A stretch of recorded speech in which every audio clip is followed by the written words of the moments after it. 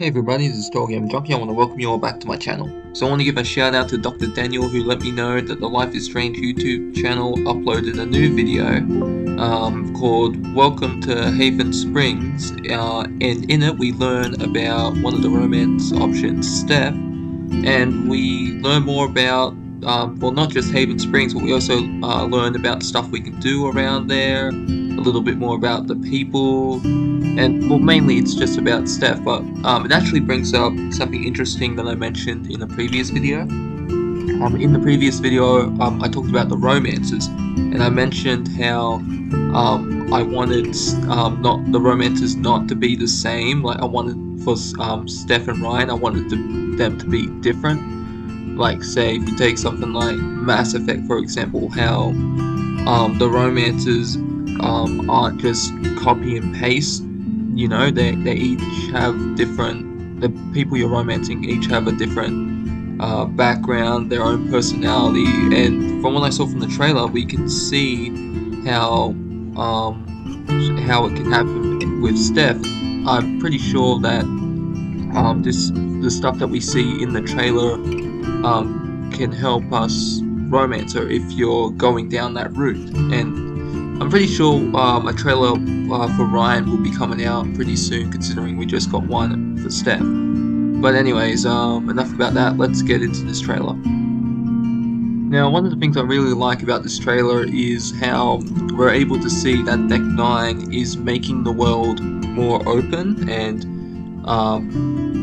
for more interactable for us as players, because don't get me wrong, Deck 9 made good games with Life is Strange 1 and 2, but Deck 9 for me, they seem to be, because since they own the rights now, that means that they can make whatever games they want, and I like how they're just I'll say this, I don't think that this is going to be an open world game, but I feel we're going to have more freedom to look around and explore than we did in Life is Strange 1 and 2 and Before the Storm as well. But Before the Storm was made by Deck 9, so, but they had to, because they were making prequel, they had to, you know, they were limited in what they were able to do. But getting back on topic, I like how they're saying you can play these arcade games, and I think maybe they're hinting you can play pool as well. Not entirely sure, but it does look that way, like just from the focus of the camera in this one shot.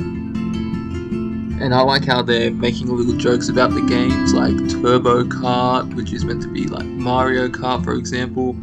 I don't know what the other game is meant to be, but this one here I think is meant to be a joke about Pac-Man, because you got the ghost and you got this miner chasing after the orbs. And then there's this other game, I think it's like Foosball. I'm not too sure. I don't think I've ever played this game, or if I have, I don't remember it. But yeah, I'm pretty sure it's called Foosball. Correct me if I'm wrong. So I do think it's interesting. Like maybe this is what was it called?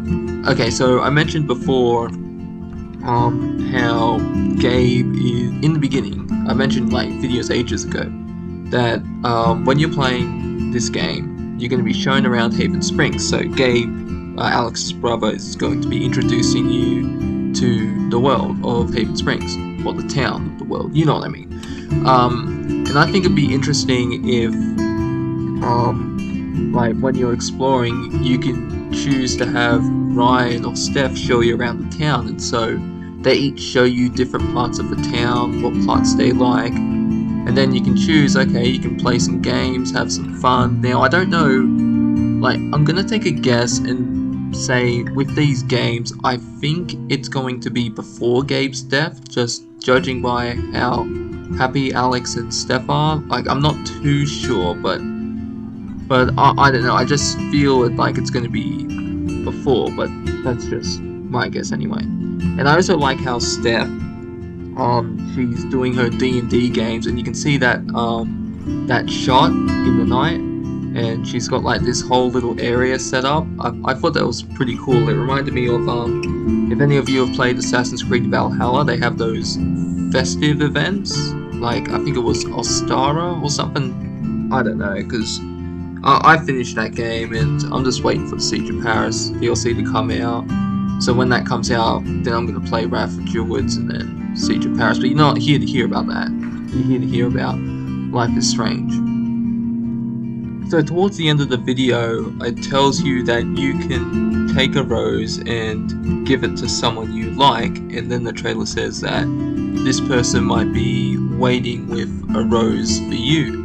Well, for Alex, you know what I mean. So I find this interesting for a few reasons. One of which is, let's just say you're doing a playthrough and you're like, oh, I like Steph and I want to give her a rose, but then Ryan likes Alex, like depending on the choices you've done in the playthrough, and you're just gonna be sitting there awkward like, oh no, I like Steph, not you, Ryan. It's gonna be like awkward, because I think that would be very interesting. So like you like to say you're doing a walkthrough and you're just being friendly, and then it's like, oh, I'm sorry, I didn't want to give you the wrong impression. That's really just gonna be a little awkward. But I do like it when games push this type of stuff, because when you're making a game or a movie, it's like, I don't like it when games try to play it safe. I do like it when games try to mix it up a bit, you know, just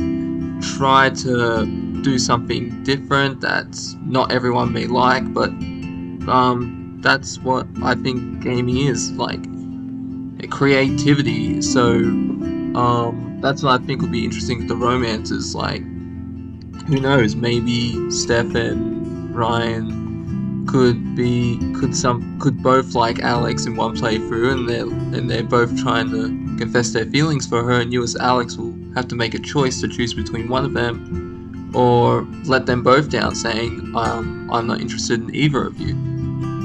Because I don't know, because I hope what isn't the case is, I hope you're not forced into choosing between one of the two if that ever happens, because I do think that if you want to romance someone, then you should have the freedom to do so, but at the same time, if you're not interested, then don't do it. Don't force me. I hate it when games do stuff like that.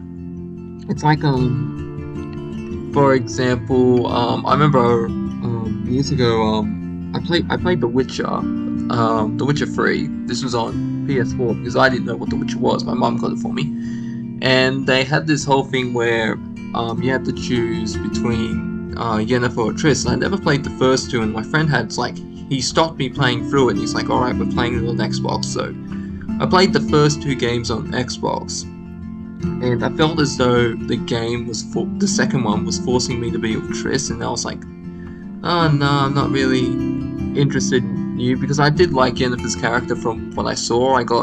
This was before the assault on Mount Carrion, or whatever it was called. You know, that place where Vesemir dies. But anyways, or it might have been Fort Carrion, or something like that. Yeah, so I didn't like how the game forced me as Geralt to be in a relationship with Triss when I wasn't interested. So hopefully this game does not make those mistakes, and it's just a fun, okay, like, let me just go lone wolf, you know? Because that's what I feel like. Sorry, why do I keep repeating it? If we take a look at Life is Strange 2, as Sean, we can choose to be in a relationship with Finn or Cassidy. And there was that scene where I was doing that walkthrough where Finn was coming on to Sean, and I was like, nah man, I'm not really interested. And he's like, yeah, it's cool, alright, let's just go about as if nothing happened. You know, so you were still friends with him. Yeah, I do think it's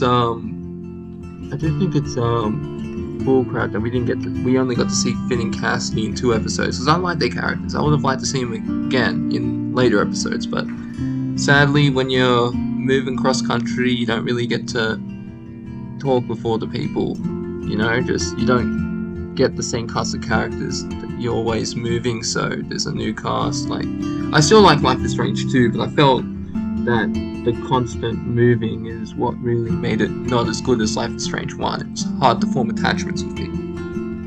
But hopefully this game doesn't do that. Hopefully we're in Haven Springs for the entire game, or if we do have to travel somewhere else, let us travel with some companions, you know? So, but I don't think that's going to happen. I think we're mostly going to be staying in Haven Springs. So anyways, that's the end of this video. I hope you all enjoyed it, and let me know your thoughts and comments below, and I'll see you in the next one. This is TotalGamerJunkie, signing off.